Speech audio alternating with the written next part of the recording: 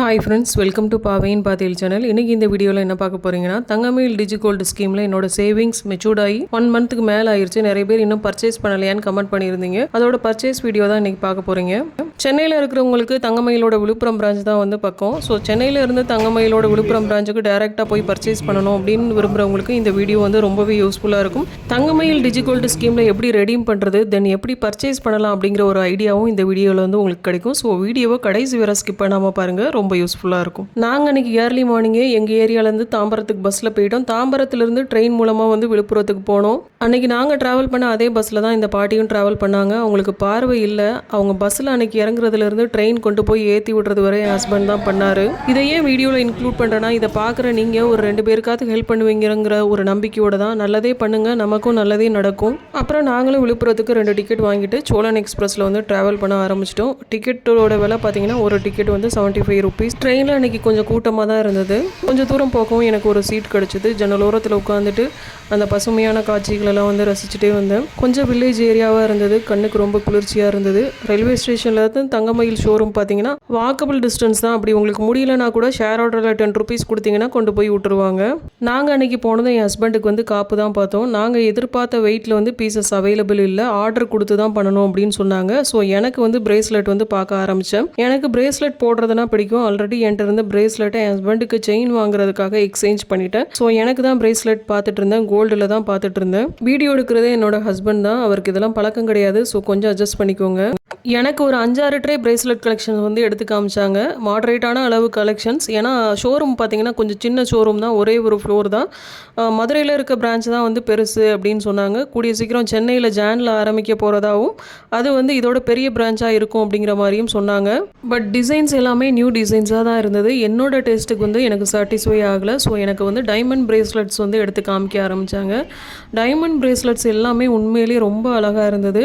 So பாருங்கள், நான் ஒன்றா எடுத்து போட்டு காட்டுறேன். இவங்ககிட்ட வந்து விற்கிற டைமண்ட்ஸ் எல்லாமே IFEVS கிளாரிட்டியில் தான் விற்கிறதா சொன்னாங்க. ஸோ டைமண்டை பற்றி தெரியாதவங்க கூட தங்கமயிலில் வந்து டைமண்ட் வந்து கண்ணை மூடிட்டு வாங்கலாம்னு நினைக்கிறேன். இது வந்து என்னோட பர்சனல் ஒப்பீனியன். ஸோ நீங்கள் அனலைஸ் பண்ணிக்கோங்க. நான் உங்களோட சர்டிஃபிகேட்ஸும் எடுத்து 2-3 இது செக் பண்ணேன். எல்லாமே IFEVS கிளாரிட்டியில் தான் இருந்தது. இந்த பிரேஸ்லெட் பாருங்கள், 2 ஃப்ளவர் மாதிரி வச்சு அதை ஒரு ரிங் மூலமாக கனெக்ட் பண்ணுற மாதிரி. இந்த பிரேஸ்லெட்ஸ்லாம் எனக்கு ஃபைனலாக ரொம்ப பிடிச்சிருந்தது. ஒரு 4 பிரேஸ்லெட் எடுத்து போட்டு காமிச்சிருப்பேன் பாருங்கள். அதில் அந்த ஃபர்ஸ்ட் ஒன் ஹார்ட்டின் மாதிரி வச்சு லவ்னு எழுதியிருக்குல்ல, இதுதான் எனக்கு ரொம்ப ரொம்ப பிடிச்சிருந்தது. இது ஃபைனலாக நான் செலக்ட் பண்ணி வச்சது. அதில் ஃபஸ்ட்டு ஒன் தான் எனக்கு ரொம்ப பிடிச்சிருந்தது. பார்த்த உடனே அதை வந்து தனியாக எடுத்து வச்சுட்டேன். அப்புறம் இயரிங் பார்க்க ஆரம்பித்தேன். நான் சேர்த்த கிராம் பார்த்தீங்கன்னா 16 கிராமும் 191 மில்லிகிராமும். ஸோ இந்த பிரேஸ்லெட்டோட வெயிட் பார்த்தீங்கன்னா 5.4 கிராம் கூட இல்லை. அதனால் மிச்ச வெயிட்டுக்கு வந்து ஒரு இயரிங் பார்க்கலாம் அப்படின்னு சொல்லி பார்த்துட்டு இருந்தேன். இது வந்து ஒரு ட்ரெடிஷ்னல் பெட்டல் இயரிங் தான். இதோட வெயிட் வந்து 8 கிராமுக்கும் கொஞ்சம் கூட. மேலே இருக்க ஸ்டட்டில் மாத்திரம் பார்த்தீங்கன்னா லக்ஷ்மி இருக்கும். கீழே இருக்க ஹேங்கிங் பார்த்தீங்கன்னா நார்மலாக தான் இருக்கும். இது வந்து ஒரு கேரளா பேட்டர்ன் இயரிங் தான். இது வந்து சாரீக்கு தான் சூட் ஆகும், சுடிதாருக்கு அந்த அளவுக்கு சூட் ஆகாது. இந்த ஜிமிக்கி சாரீ அஸ் வெல் அஸ் சுடி ரெண்டுக்குமே சூட் ஆகும். இந்த 2 ஜிமிக்கியுமே எனக்கு ரொம்ப பிடிச்சிருந்தது. இந்த ஜிமிக்கியில் பார்த்தீங்கன்னா ஸ்டட்டு அஸ் வெல் அஸ் கீழே இருக்க அந்த ஹேங்கிங் ரெண்டுலேயுமே வந்து லக்ஷ்மி வந்து இருந்தது. இதோட வெயிட் பார்த்தீங்கன்னா 6 கிராமு. ஸோ இதான் நான் ஃபைனலைஸ் பண்ணி வச்சுருந்த ஜுவல்ஸ். கடைசியாக இதுக்கு என்ன வேஸ்டேஜ் போட்டாங்க, இதுக்கெலாம் என்ன அமௌண்ட் வரும் அப்படிங்கிற எஸ்டிமேஷன் ஸ்லிப்பும் இந்த வீடியோவில் வந்து நான் அட்டாச் பண்ணியிருக்கேன். ஸோ கடைசி வர வீடியோவை ஸ்கிப் பண்ணாமல் பாருங்கள். எவ்வளோ டிஸ்கவுண்ட் கொடுத்தாங்க, வேஸ்டேஜில் எவ்வளோ கம்மி பண்ணி போட்டாங்க அப்படிங்கிறதெல்லாம் இதில் வந்து அட்டாச் பண்ணியிருக்கேன். நான் செலக்ட் பண்ணி வச்சுருந்த ஜுவல்லோட டேக் காட்டுறேன் பாருங்கள். இந்த ஜிமிக்கியோட வெயிட் வந்து 6 கிராமு. இதோட வேஸ்டேஜ் வந்து 17.25% வந்து போட்டிருந்தாங்க. ஃபைனலாக வந்து கம்மி பண்ணி கொடுத்தாங்க. அதே மாதிரி இந்த ஜிமிக்கியோட வெயிட் வந்து 8 கிராமும் 50 மில்லிகிராமும். இதோட வேஸ்டேஜும் 17.25%. அடுத்தது பிரேஸ்லெட்டு. இதோட வெயிட் வந்து 6 கிராம் போட்டிருக்காங்க. அதாவது டைமண்டோட வெயிட்டை சேர்த்து 6 கிராமு. டைமண்ட் வெயிட்டை மைனஸ் பண்ணது போக உள்ள கோல்டு வெயிட் மட்டும் பார்த்தீங்கன்னா 5 கிராமும் 110 மில்லிகிராமும். டைமண்டுக்கு டைமண்ட் வெயிட்டு, கோல்டுக்கு கோல்டு வெயிட்டு. இது 18 கேரட் கோல்டு, அதுக்குண்டான ரேட்டும். டைமண்டுக்கு உண்டான ரேட் வந்து ஒரு 15,000 அரௌண்ட் வந்துச்சு. அப்புறம் எனக்கு ஜுவல்வன் கலெக்ஷன்ஸில் உள்ள இயரிங்ஸும் வந்து காட்டினாங்க. ரொம்பவே க்யூட்டாக இருந்தது அந்த கலெக்ஷன்ஸும். இந்த ட்ரேயில் பார்த்தீங்கன்னா செகண்ட் ரோவில் லாஸ்ட் ஜிமிக்கி வந்து நான் ட்ரை பண்ணி பார்த்தேன். ஸ்டோன்ஸ் இல்லாத கலெக்ஷன்ஸ் தான் வந்து சூஸ் பண்ணேன். அப்புறம் இந்த ட்ரேயில் பார்த்தீங்கன்னா லாஸ்ட் ரோவில் ஃபஸ்ட்டு ஜிமிக்கி வந்து க்யூட்டாக அழகாக இருந்தது, பீகாக் வச்ச மாதிரி. அந்த 2 ஜிமிக்கியும் வந்து நான் ட்ரை பண்ணி பார்த்தேன். பட் எனக்கு காதில் வந்து ஹோல்ஸ் வந்து கொஞ்சம் மேலே தள்ளி இருக்கிறதுனால ஜிமிக்கியோட லென்த் கொஞ்சம் கம்மியாக இருக்க மாதிரி இருந்தது. என்னோடய ஃபேஸுக்கு வந்து சூட் ஆகலை. இதில் உள்ள கலெக்ஷன்ஸ்லாம் நல்லா இருந்தது. பட் இதுக்கு வேஸ்டேஜ் பார்த்தீங்கன்னா 21% கிட்ட இருந்தது. ஸோ அதை நீங்கள் கொஞ்சம் பார்த்துக்கோங்க. அப்புறம் நான் காயின்ஸுமே இவங்ககிட்ட பார்த்துட்டு இருந்தேன், என்னென்ன வெயிட்டில் அவைலபிள் இருக்குது அப்படிங்கிற மாதிரி. இவங்ககிட்ட மினிமமே பார்த்தீங்கன்னா 1/2 கிராமில் இருந்து தான் கோல்டு காயின் வந்து ஸ்டார்ட் ஆகுது. லக்ஷ்மி வச்ச மாதிரியான காயின்ஸ், அப்புறம் மீனாட்சி அம்மன் காயின், அப்புறம் ஒரு பிரிட்டன் ஃபேஸ் வச்ச மாதிரியான ஒரு காயினும் வந்து இருந்தது. ஸோ பாக்ஸ் டைப்பில் நான் காயின்ஸ் எதிர்பார்த்தேன். பட் அந்த டைப்பான காயின் வந்து 24 கேரட்டில் மட்டும்தான் அவைலபிள் இருக்குது அப்படிங்கிற மாதிரி சொன்னாங்க. மீனாட்சி அம்மன் காயினும் நான் போனப்போ வந்து ஸ்டாக் இல்லை, 1 கிராம் காயின் மட்டும்தான் இருந்தது. எல்லா கலெக்ஷன்ஸும் பார்த்து முடிச்சுட்டு எனக்கு ஓகேங்கிறப்ப என்னோடய டிஜிகோல்டு சேவிங்ஸை ரெடீம் பண்ணவும் ஆரம்பிச்சிட்டேன். அதான் ஸ்க்ரீன் ரெக்கார்ட் பண்ணியிருக்கேன், எப்படி பண்ணுறேன்னு பாருங்கள். நான் ஸ்டோரில் போய் பண்ணுறதுனால ரெடிமேட் ஸ்டோர் வந்து கொடுக்குறேன். கொடுத்த உடனே நமக்கு வந்து ஒரு ஓடிபி வரும், அதை வந்து போட்டு லாகின் பண்ணணும். அதுக்கப்புறம் என்னெல்லாம் பண்ணுறேன் அப்படிங்கிறத நீங்களே பாருங்கள். ஓடிபி போட்டு வெரிஃபை பண்ணதும் வந்து ரெடீம் ஆயிடுது. அதை வந்து நீங்கள் உங்கள் அக்கௌண்ட்டில் போய் ஹிஸ்ட்ரியில் போய் செக் பண்ணிங்கன்னா வந்து உங்களுக்கு காட்டும்.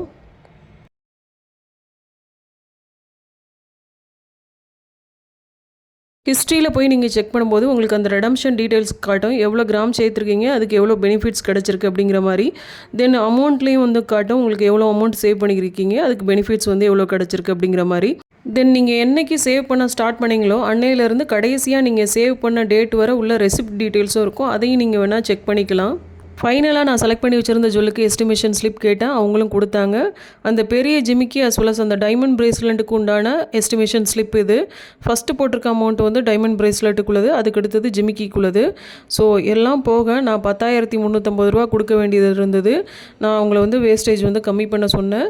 அவங்களும் வந்து ஃபஸ்ட்டு 2.5% கம்மி பண்ணாங்க, அகெயின் 3.5. அவங்களால முடிஞ்ச அளவுக்கு ஸ்டாஃப் கோடெல்லாம் போட்டு எனக்கு பெஸ்ட்டாகவே பண்ணி கொடுத்தாங்க. அப்படி இருந்தும் அதை நான் ஏன் வாங்க யோசித்தேன் அப்படிங்கிறத ஃப்ராங்காகவே உங்கள்கிட்ட சொல்கிறேன். என்னோட பாயிண்ட் ஆஃப் வியூவிலேருந்து நான் செலக்ட் பண்ண டைமண்ட் பிரேஸ்லெட்டோட வெயிட் பார்த்தீங்கன்னா 6 கிராம். டைமண்டோட வெயிட் மைனஸ் பண்ணது போக உள்ள வெயிட் பார்த்தீங்கன்னா 5 கிராமும் ஒரு 150 மில்லிகிராமும் ரவுண்டாக வச்சுக்கோங்க. தென் அந்த ஜிமிக்கியோட வெயிட் வந்து 8 கிராமும் 50 மில்லிகிராமும்.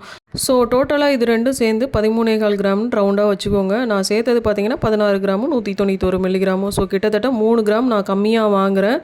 அது போக நான் எக்ஸஸாக கையிலேருந்து அமௌண்ட் கொடுக்குறதுல எனக்கு விருப்பம் இல்லை. டைமண்ட் பிரேஸ்லெட்டோட கோல்டு பார்த்தீங்கன்னா 18 கேரட்டு. எஸ் ஐ நோ டைமண்டோட காஸ்ட் அதில் ஒரு 15,000க்கு மேலே வரும். தென் இதுக்குண்டான வேஸ்டேஜ், இயரிங்க்கு உண்டான வேஸ்டேஜ் எல்லாம் ஆடப் ஆகி தான் இவ்வளோ அமௌண்ட் வந்திருக்கு. பட் என்னோட பாயிண்ட் ஆஃப் வியூவிலேருந்து பார்க்கும்போது 16 கிராமுக்கும் மேலே நம்ம சேர்த்துட்டு 13 கிராம் வாங்கிட்டு கையிலேருந்து அமௌண்ட்டும் எக்ஸ்ட்ரா கொடுக்கணுமே அப்படிங்கிற மாதிரி யோசித்தேன். தென் எனக்கு ஜுவல்ஸ் எடுத்து காமிச்ச அந்த சிஸ்டர்ட்டையும் கேட்டேன், சிஸ்டர் நீங்கள் எனக்கு இவ்வளோ நேரம் எல்லா ஜுவல்ஸையும் ரொம்ப பொறுமையாக முகம் சுளிக்காமல் எடுத்து காமிச்சிருக்கீங்க, ஃபைனலாக நான் செலக்ட் பண்ணிவிட்டு வாங்காமல் போனால் உங்களுக்கு வருத்தமாக இருக்காதா அப்படிங்கிற மாதிரி கேட்டேன். அந்த சிஸ்டர் சேச்சா நான் அப்படிலாம் நினைக்க மாட்டேன், உங்களுக்கு எது ஓகேன்னு தோணுதோ அதை பண்ணுங்க அப்படிங்கிற மாதிரி எனக்கு ஃப்ரெண்ட்லியாக ஆன்சர் பண்ணாங்க. என்கிட்ட இருக்க ஒரு கெட்ட பழக்கமும் அதுதான், எந்த கடைக்கு போனாலும் எனக்கு பொருள் எடுத்து காட்டுறவங்களுக்கு மனசு கஷ்டப்பட்டுருமே அப்படிங்கிறதுக்காக எனக்கு பிடிக்கலனா கூட நான் ஏதாவது வாங்கிட்டு வருவேன். நகை கடைன்னு இல்லை, ஜவுளி கடை, காய்கறி கடை, ஒரு சின்ன ஃபேன்சி ஸ்டோர், எந்த கடைக்கு போனாலும் நான் இதை தான் பண்ணுவேன். அது நல்ல பழக்கமா கெட்ட பழக்கமானு கூட எனக்கு தெரியல. அங்கே அந்த சிஸ்டர் அப்படி சொன்னதும் நான் காயினே வாங்கிக்கலாம் அப்படிங்கிற மாதிரி முடிவு பண்ணேன். தங்கமயில் ஷோரூமை பொறுத்தளவில் பார்த்தீங்கன்னா கஸ்டமர் சர்வீஸ் ரொம்ப பெஸ்ட்டுன்னு சொல்லுவேன். ஈவன் மேனேஜர்லேருந்து நமக்கு ஜுவல்ஸ் எடுத்து காட்டுற எல்லாருமே ரொம்ப ஃப்ரெண்ட்லியாக பொலைட்லியாக நடந்துக்கிட்டாங்க. நான் இதுவரை பார்த்த ஷோரூம்லேயே தங்கமயிலோட கஸ்டமர் சர்வீஸ் தான் ரொம்ப பெஸ்ட்டுன்னு சொல்லுவேன். ஈவன் எனக்கு ஜுவல்ஸ் எடுத்து காமிச்ச அந்த சிஸ்டருக்குமே கூட ஏதாவது சேல்ஸ் டார்கெட் இருக்கலாம், நான் ஜுவல்ஸ் வாங்குறதுனால ஏதாவது பெனிஃபிட்ஸ் கிடைக்கலாம். பட் அவங்க என்ன கம்பல் பண்ணவே இல்லை. அதனால தான் வந்து நான் ஃப்ராங்காக ஒரு டிசிஷன் எடுத்தேன். ஃபைனலாக இந்த 2 காயினும் தான் வாங்கலான்னு வந்து முடிவு பண்ணேன். 2 காயினுமே பார்த்தீங்கன்னா லக்ஷ்மி போட்ட மாதிரியான காயின். ஒரு காயின் பார்த்தீங்கன்னா 8 கிராமும் 10 மில்லிகிராமும், இன்னொரு காயின் 8 கிராமும் 30 மில்லிகிராமும். ஸோ டோட்டலாக ரெண்டும் சேர்ந்து 16 கிராமும் 40 மில்லிகிராமும் வந்து இருந்தது. இந்த காயினுக்கு வேஸ்டேஜ் வந்து ஒரு 2%, ஜிஎஸ்டி 3%, அதை நம்ம தான் பே பண்ணணும். நம்ம சேர்த்துருந்தது பார்த்திங்கன்னா 16 கிராமும் 191 மில்லிகிராமும், வாங்கினது 16 கிராமும் 40 மில்லிகிராமும். ஸோ எக்ஸஸாக உள்ள அந்த 151 மில்லிகிராமும் வந்து வேஸ்டேஜ்லேயும் ஜிஎஸ்டிலையும் வந்து மைனஸ் பண்ணிக்கிட்டாங்க. அந்த காயினுக்கு உண்டான எஸ்டிமேஷன் ஸ்லிப் தான் வந்து அட்டாச் பண்ணியிருக்கேன். ஸோ அந்த 151 மில்லிகிராம் கோல்டுக்கு உண்டான ரேட் வந்து 1072 ரூபா. அதை வந்து இதிலேருந்து மைனஸ் பண்ணிட்டாங்க. அது போக நமக்கு ஸ்டாஃப் கோட் யூஸ் பண்ணியும் கொஞ்சம் டிடக்ஷன் பண்ணி கொடுத்தாங்க. ஸோ ஃபைனலாக வந்து நம்ம 3800 ரூபா வந்து பே பண்ண வேண்டியதாக இருந்தது. ஸோ இது எனக்கு ஒரு பெஸ்ட் பையிங் எக்ஸ்பீரியன்ஸாகவே இருந்ததுன்னு சொல்லுவேன். அந்த நாளே வந்து ரொம்ப பாசிட்டிவாக இருந்த மாதிரி தான் இருந்தது. ஏங்கிறத அடுத்தடுத்து சொல்கிறேன். தென் தங்கமயிலோட 33 இயர்ஸ் கம்ப்ளீஷனுக்காக இந்த டிசம்பர் 25லேருந்து ஜான் 1 வரை இந்த 6 நாளும் பார்த்தீங்கன்னா 10 கிராம் கோல்டு வாங்குறவங்களுக்கு 1/2 கிராம் கோல்டு காயின் வந்து ஃப்ரீயாக கொடுக்குறாங்க. யாருக்கெல்லாம் இந்த ஆஃபர் வந்து யூஸ்ஃபுல்லாக இருக்குன்னு தோணுதோ அவங்க வந்து யூட்டிலைஸ் பண்ணிக்கோங்க. தென் இதில் எந்த ப்ரொமோஷனும் கிடையாது. என்னோட ஜென்யூன் ஒப்பீனியன் மட்டும் தான் கொடுத்துருக்கேன். வீட்டுக்கு வந்ததுக்கப்புறம் எடுத்த வீடியோ தான். காயினோட ஃப்ரண்ட் சைடு பார்த்தீங்கன்னா லக்ஷ்மியோட உருவம் போட்டிருக்காங்க. பேக் சைடில் தங்கமயிலோட சீலும் 916 ஹால்மார்க் சிம்பிளும் போட்டிருக்காங்க. HUID நம்பரும் போட்டிருக்காங்க. இந்த ஹால்மார்க் சீலுக்காக ஒரு காயினுக்கு வந்து 45 ரூபீஸ். ஸோ 2 காயின்ஸ்க்கு வந்து 90 ரூபீஸ் வந்து சார்ஜ் பண்ணாங்க. அப்புறம் இன்னொரு விஷயம், அதை நான் வீட்டுக்கு வந்ததுக்கப்புறம் தான் நோட் பண்ணேன். இது ரெண்டும் தங்கமயிலோட காயின்ஸு. இப்போ நீங்கள் பார்க்குறது ரெண்டும் ஒன்று சரவணா எலைட்டோடது, இன்னொன்று GRTயோடது. இது ரெண்டுமே வந்து 1 கிராம் காயின் தான் மேலே இருக்க ரெண்டும். இந்த 2 காயின்ஸ்லேயுமே பார்த்தீங்கன்னா பேக் சைடில் 1 கிராம் அப்படின்னு மென்ஷன் பண்ணியிருப்பாங்க. அதே மாதிரி தங்கமயிலோட காயின்ஸ்லேயும் வந்து வெயிட் மென்ஷன் பண்ணால் நல்லாயிருக்கும்.